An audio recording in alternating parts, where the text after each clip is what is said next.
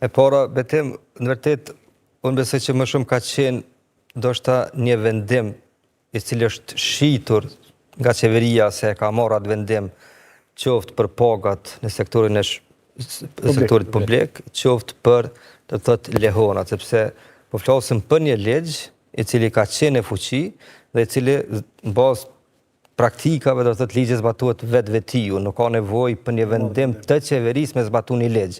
Kështu që vendimi do të thotë ose ligji ka përcaktuar në qartë. Pa vendim ka mujt më zbatu kjo pjesë? Pa vendim ka mujt më zbatu. Do të thotë në vërtet qeveria është në ligj ku thuhet që do të thotë shtesat për lehona do të jenë nëse ka bëj 50% të pagës mesatare në Kosovë.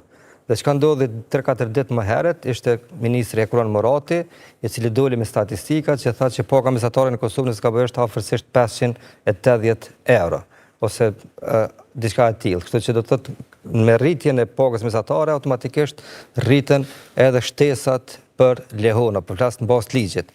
Tash ligji për zyrtarët publik ka hyrë në fuqi do të thotë në fund të vitit të kaluar apo se kur ka hyrë. Dhe ato është përcaktuar në ligj, do të thotë ose vendimi që ka marrë qeveria do të thotë me ligjin për buxhetin.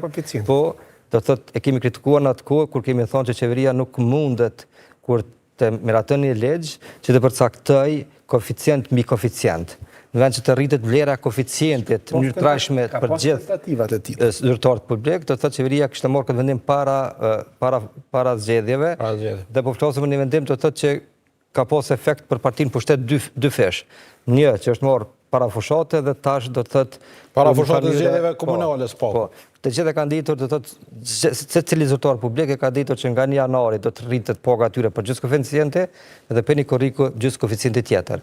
Po qeveria nuk ka marrë vendime, do të thotë po flasim për ligjet që janë fuqi dhe s'ka pasur fare nevojë të merren vendime, po më shumë është shit do të thotë në publik sikur qeveria po i rrit këto. E para duke marrë parasysh ato që tha zoti Baraktori që vetë kjo shumica parlamentare që ishte, e ndryshoi ligjin për qeverinë dhe në atë ligj vendosi që nuk mundesh me qenë njëkohësisht, normalisht kjo është ata kushtetuese, po nuk mundesh me qenë edhe ministër edhe deputet. Dhe kjo është domethënë situata ma të mërshme që ndodhë në këtë vend, që ti ki një individ i cili ka fitu mandat të deputetit, edhe mund të konsiderohet që është në betim, sepse betimin e kanë bua ta, edhe, do më thonë, paraditën qeveri, pe qeveri e vazhdojnë kuvend si deputet, dhe nuk përfundan në seanca konstituive dhe kthehen prap prej seancës kuvendet dhe prap shkojnë vazhdojnë si ministra, apo si zëvendës ministra, apo si kryeministër, edhe vazhdojnë marrin vendime që janë në kundërshtim edhe me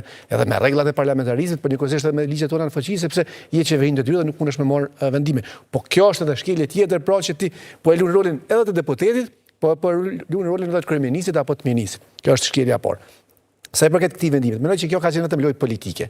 Duke marrë parasysh që kjo mungesa e mos konstituimit kuvendit, që u fol edhe për përgjegjësinë, kush do të marrë përgjegjësinë pse s'po konstituohet kuvendit, po i faturohet partisë që ka dalë para zgjedhjeve, që është vetvendosja. Në mos asaj po i faturohet sepse ajo ka obligimin me kriju shumicën parlamentare. Në rast se ka shumicën parlamentare, atëherë duhet me i ndëgju kërkesat e partive të tjera që për me kriju shumicën parlamentare me zgjedh kryetarin e kuvendit apo kryetarin, duhet me ndruan emrin, me gjetë një emër që konsiderohet që është më konsensual për shumicën e deputetëve që janë me mandat në kuvend. Dhe kjo shumicë nuk po e bën për shkak që çu diskutuam më herët, kështu që për mu mundu pak me zbut këtë edhe ramjen, se s'ka edhe ramje, domethënë edhe në motit që po ndodhin vazhdimisht, partia që ka dalë para, ka ramje të mëdha, tash përmunu me në një farë mënyrë me neutralizu edhe ramjen që tu e pas, dhe njëkohësisht fajin që tu e marr nga qytetarët për shkak të mos konstituimit kuvendit, të mundu me këtë vendim populist që u tha që s'ka pas nevojë as më u marr për shkak se ligji në një farë mënyrë rregullon këtë çështje, hajde ta dalin ta nxjerrin një vendim të tillë që disa kategori që të ne janë të ndihshme, po ju rriten hyrat, pra qoftë lehonave apo fëmijëve apo edhe vlera koeficientit në një farë mënyrë ose paga në sektorin publik. Me ligjin për pagat ne dim shumë mirë që kur është vendosur një koeficienti, vetë kjo qeveri, vetë ta njerëz kanë dalë kanë thonë që koeficienti nuk mundet me ndryshu ndryshon me të vlera koeficientit, pra vazhdimisht për çdo vit, varësisht se sa është buxheti i vendit, edhe caktohet rritja e vlerës së koeficientit edhe ju bën marrë rroga më të mëdha.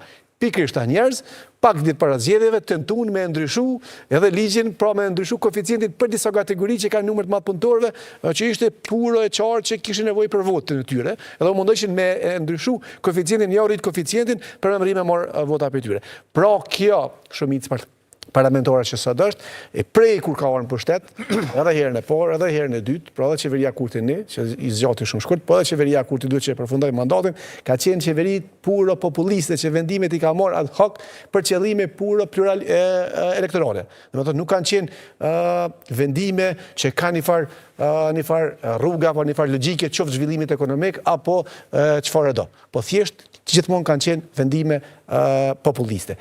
Edhe faji mos konsiderimit kuvendit, nuk mundesh me ia fatuar askujt tjetër përpos Albin Kurtit. Jo vetëvendosjes, po Albin Kurtit që emën përveçëm. Për shkak se unë munda me arsyetu fjalorin fushat, për 30 ditë zgjat fushata. Kur ka filluar me 11 janar deri me 8 shkurt ka pas fushat, edhe nëse fjalori ka qenë pak më agresiv, e dim që qëllimi mund të jetë me marrë një vota apo 2 ma shumë. Edhe pse si çdosh me qenë kjo normale, po megjithatë mund tolerohet. Po momentin kur ka dalë rezultatet e para nga KQZ-ja, edhe del që vetëvendosja po del e para, edhe del kryeministri dhe kryetari i vetëvendosjes, edhe del i ofendon në atë mënyrë partitë opozitare. Atë çysh mund t'i akuzojmë na këta, me thonë që ju jeni polarizues dhe nuk po shkoni me apo votat vetëvendosjes. Nëse ty çun lideri i partisë, kryeministri i vendit, çun hajvan dhe hajvanat, atë çysh mund presim na që këta deputet me shku me votu kandidatin që propozon Albin Kurti. Kjo është shumë problematike. Prandaj faji kryesor për situatën çfarë jemi sot, e ka veç një emër, dhe ai emër është Albin Kurti, për shkak se ai person edhe ka polarizu skajshmërisht skenën politike, edhe me gjuhën çfarë e ka përdor, jo vetëm ndaj partive politike, jo ndaj individëve në parti politike, po dhe ndaj bizneseve. Pra ne kemi raste ku një biznesmen i madh vazhdimisht atakohet nga ai, në anën tjetër kemi një kryeminist të vendit fshinjtut të Maqedonisë Veriut, që e fton takim dhe i thotë krejtë resurset i ki të gatshme, vetëm hajde dhe investo në vendin tim. Domethënë kjo është situata pra. Ky është njëri fajtor pse si Kosova sot është. Dhe është edhe një arsye tjetër pse mënoj që partitë që tash kanë qenë opozitës, mund t'i quajmë opozitare, se s'po dihet akoma kush ka me qenë pozitë dhe kush opozit. Nëse flasim për një vend mik që ka dhënë shumë për këtë vend, edhe që ai vend mik janë Shtetet e Bashkuara të Amerikës, edhe nëse e shohim që për 4 vite qeverisjes tinaj nuk e ka bërë asnjë veprim për me i zhvillu ose me rritë dhe ma shumë marrëdhëniet mes Kosovës dhe Shtetet e Bashkuara të Amerikës, po përkundrazi ka marrë veprime e vendime që kanë pru ndoshta marrëdhëniet mes Kosovës dhe Shtetet e Bashkuara të Amerikës në pikën më të ulët që ka pas ndonjëherë Kosova me Shtetet e Bashkuara të Amerikës, dhe ato çysh mundem me prit na që këto parti ose deputet të këtyre partive me përkrahë vetëvendosjen e më vazhdu ose me bashkëqeverisë me ta, duke marrë parasysh këto probleme që i ka shkaktuar. Domethënë ky njeri nuk ka qenë gjendje për 4 vite një vizitë zyrtare me Shtetet e Bashkuara të Amerikës. Dhe prandaj edhe kemi këtë situatën që Shtetet e Bashkuara të Amerikës nuk po intervenojnë në këtë rast, thjesht nuk po dojnë me intervenu në këtë rast, me jap zgjidhje këtij problemit, sepse ne e dimë të kaluamën që sa herë që kanë ndërhyrë ata brenda 24 orëve i kanë jap zgjidhje. Po thjesht nuk kanë me jap zgjidhje, nuk dojnë me këtë njerëz me bë zgjidhje për shkak të kalumës dhe për shkak të veprimeve që ky i ka marrë të kalumën. Dhe fajtori kryesor është ai.